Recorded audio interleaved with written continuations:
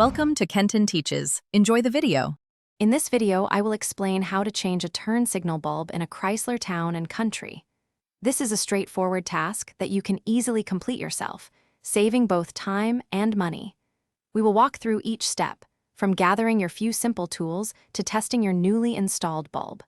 You'll be surprised at how quickly you can get your turn signals working perfectly again, ensuring your vehicle is safe for the road. Let's get started on this simple repair together. Before we begin, let's gather a few essential items. You'll need a replacement amber turn signal bulb, like a 3757NA or 3157. It's also a good idea to have some dielectric grease on hand to help protect your electrical connections from moisture. For safety, always park your vehicle on a flat surface, turn off the engine, and engage the parking brake. If your turn signal was recently on, allow the old bulb a few minutes to cool down before touching it. Now, let's access that faulty bulb. First, open the hood of your minivan. Look directly behind the orange turn signal lens. You should see the back of the bulb socket with wires attached. This is where we'll be working.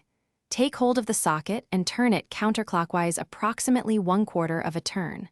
Once it's loose, you can gently pull the entire socket straight out from the headlight assembly, revealing the old bulb.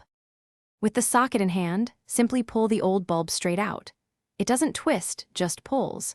Now, take your new bulb and push it straight into the socket until it's seated firmly.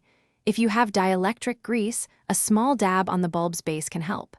Carefully guide the socket back into its opening in the headlight housing. Turn the socket clockwise until you feel it lock securely into place. Finally, turn on your hazard lights to confirm your new turn signal bulb is working correctly.